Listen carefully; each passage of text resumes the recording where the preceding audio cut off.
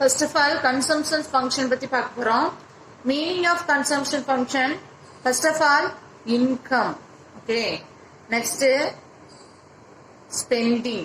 Okay. Finally, consumptions.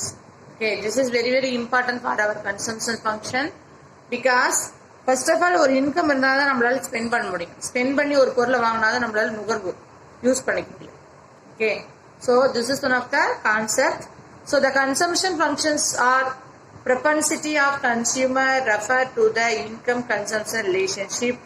So கண்டிப்பா ஒரு consumption functionோ இல்ல propensity of consumption consumer எதை ரெஃபர் பண்ணுதுன்னா income consumption ரிலேஷன்ஷிப் பண்ணுது. இன்கம் இல்லாம எந்த ஒரு விஷயத்தையும் நம்மளால செய்ய முடியாது.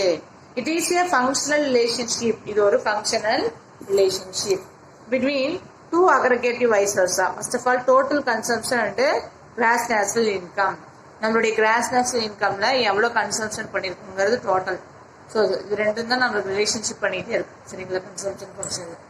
So symbolically the relationship is represent C equal to F of Y அப்படின்னு சொல்லலாம். இதுல சி அப்படின்னா கன்சம்ஷன் சொல்லலாம், ஒய்னா இன்கம். ஸோ ஃபங்க்ஷன் எஃப்னது ஃபங்க்ஷன். ஸோ ஒரு இன்கம் இருந்துச்சுன்னா ஆட்டோமேட்டிக்காக மணியை ஸ்பெண்ட் பண்ணி கன்சம்ஷன் பண்ணிடலாம். ஸோ அதுதான் இங்கே அழகாக என்ன சொல்கிறாங்க அப்படின்னா C equal to F of Y அப்படின்னு சொல்லி சொல்கிறாங்க. சரிங்களா? அப்போ ஒரு இன்கம்க்கு இருந்தால் மட்டும்தான் ஒரு கன்சம்ஷன் பண்ண முடியும். கன்சம்ஷன் பண்ணணும் அப்படின்னு சொல்லி பார்த்தோம்னா அதோட ஃபங்க்ஷன்ஸு இது ரெண்டு தான் இதோட ஃபங்க்ஷன் அப்படிங்கிறாங்க.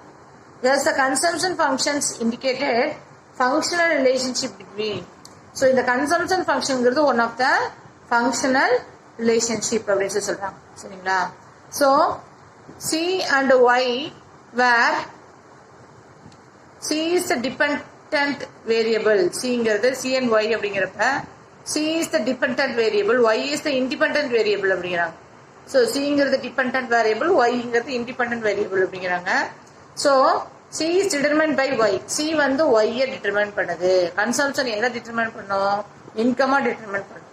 கன்சம்ஷன் எதை டிட்டர்மைன் பண்ணும்? Y. So this relationship is based on the characterized other things being same. அதாவது இதே மாதிரி தான் எல்லா parity plus எல்லாத்தையுமே இதே மாதிரி சேமா ரிலேஷன்ஷிப் பண்ணுது. Assumption is only income consumption சொல்லலாம். So relationship is considered and all possible influencing consumptions held constant. Assumption என்ன சொல்லுதுன்னா income consumptionங்கிறது எது ரிலேஷன்ஷிப் பண்ணுதுன்னா consider the all possible influence, எல்லா இன்ஃப்ளூயன்ஸுக்காயும் பாசிபிளா இருக்கிற இன்ஃப்ளூயன்ஸையும் கன்சிடர் பண்ணுது. Consumption are held constant. கன்சம்ஷன்ங்கிறது நுகர்வுங்கிறது எப்பயுமே ஒரு நிலையான ஒண்ணுதான். ஏதாவது ஒண்ணு நம்ம இன்கம் வச்சிருந்தோம்னா கன்சம்ஷன் பண்ணதான் செய்வோம். In fact consumption function is a scheduler to the various amount. So கன்சம்ஷன்ங்கிறது ஒரு வேரியஸ் அமௌண்ட் ஆஃப் கன்சம்ஷன் இருக்கும். Consumption expenditures corresponding to the different level of income.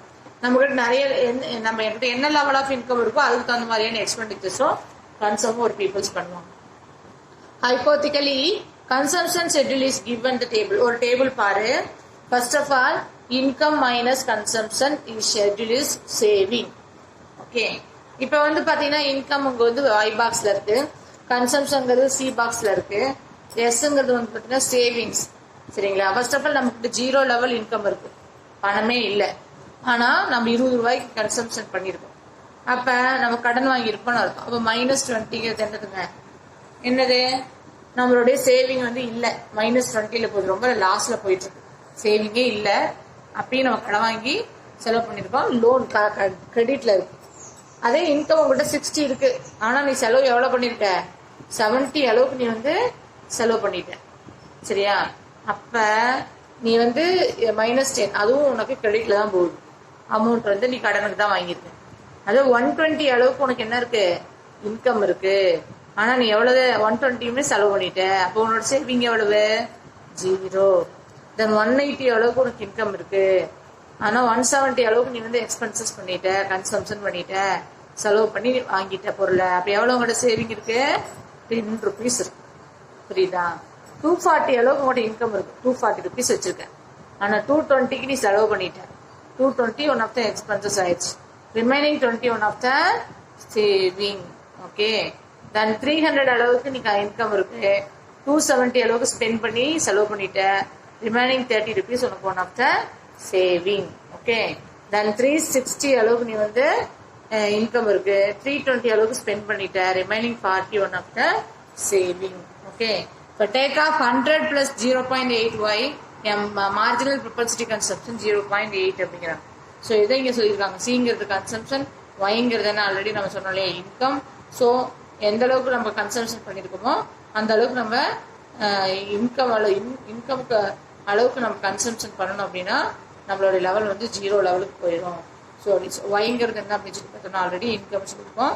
சிங்கிறது என்னன்னா கன்சம்ஷன். இப்போ 200 260 அளவுக்கு செலவு பண்ணிட்டீங்கன்னா 60 வந்து உங்களுக்கு லாஸில் போச்சு. 300 340 பண்ணிட்டீங்கன்னா 40 உனக்கு லாஸு. ஸோ அந்த மாதிரி இன்கம்மை விட கன்சம்ஷன் அதிகமாக இருந்துச்சு அப்படின்னா நமக்கு என்ன ஆகும் அப்படின்னா நமக்கு லாஸ் தான் இருக்கும் அப்படின்னு சொல்லி சொல்லுவாங்க. சரிங்களா? ஒய்ங்கிறது நம்ம இன்கம், மார்ஜினல் ப்ரொபன்சிட்டி டு கன்சம்ஷனுங்கிறது நம்ம 0.8 அச்சீவ் பண்ணிக்கும். ஸோ கிவன் த டேபிள், ஒரு டேபிள் கொடுத்துருக்காங்க, consumption increasing functions, income because consumption expenditure increasing income.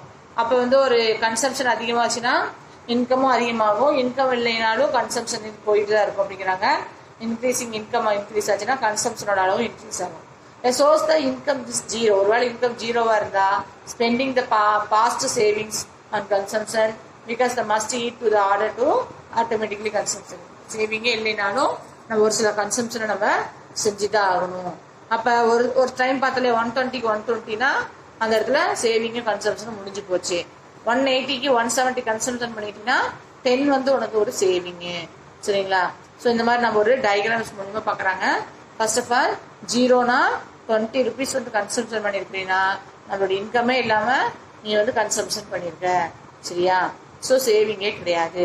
Next 120க்கு 120னா break even point முடிஞ்சு போச்சு கன்சம்ஷன். 180க்கு 170னா எஸ் போட்டிருக்காங்களா, 10 ரூபா உனக்கு சேவிங் கிடைச்சிருக்கு அப்படின்னு சொல்லி உனக்கு அழகா டயக்ராம்ல சொல்லியிருக்காங்க. y is 120, c is 120 அப்படிங்கிறப்ப பிரேக் ஈவன் பாயிண்ட் ஈவன் ஆயிருது. ஸோ y is 180ங்கிறப்ப கன்சம்ஷன் 170 அப்படிங்கிறப்ப சேவிங் 10 rupees இருக்கு அப்படின்னு சொல்லி டயக்ராம்ல சொல்றாங்க. இன்க்ரீசிங் 360 அப்படிங்கிறப்ப கன்சம்ஷன் 320னா சேவிங் எவ்வளவு வருங்க, 40 rupees. Okay, so the diagrams income is measured horizontals and consumption is measured vertical. இன்கம்ங்கிறது என்னது ஹரிசோனல்லையும் கன்சம்ஷன்ங்கிறது வெர்டிகல்லையும் ஒன்று கொடுத்துருக்காங்க. ஸோ ஈக்குவல் ரெண்டும் ஒரு சர்டன் ஸ்டேஜில் ஈக்குவல் ஆகிடுது. 45 all the levels income consumption equal. இல்லை linear consumption function based on the assumptions. Consumption change by same amount of thus income. Consumption changes ஆச்சுன்னா சேவிங் அமௌண்ட்டும் வேற அளவுக்கு மாறும், இல்லை ரெண்டுமே ஒரே அளவுக்கு வரதுக்கும் சான்சஸ் இருக்கு. So consumption function measure only amount spending on. கன்சம்ஷன்னாவே என்னது, நம்மளுடைய அமௌண்டோடைய ஸ்பெண்டிங்கை சொல்லுது consumption, but also amount saved because the propensity not to consume. So saving பத்தியும் சொல்லுது, ஆனா கன்சியூம்ங்கிறது பார்த்தீங்கன்னா சேவிங் கிடையாது, அது எக்ஸ்பென்சஸ். ஸோ 45 டிகிரி இருக்குது அப்படின்னு சொல்லி பார்த்தோம்னா 0 அது சேவிங்காக மாறிடுது, ஈக்குவல் இதாக இருக்கிறப்ப. ஸோ அப்போ C curve is indicated the divisions of income, consumption is saving. So அப்போ என்ன சொல்கிறாங்கன்னா இன்கம் ஈக்குவலாக கன்சம்ஷன் இருக்கும், சேவிங்கும் ரிமைனிங் அமௌண்ட் தான் நமக்கு சேவிங்காக மாறுது அப்படின்னு சொல்லி நமக்கு சொல்லியிருக்காங்க. Did you understand for this கான்செப்ட்மா?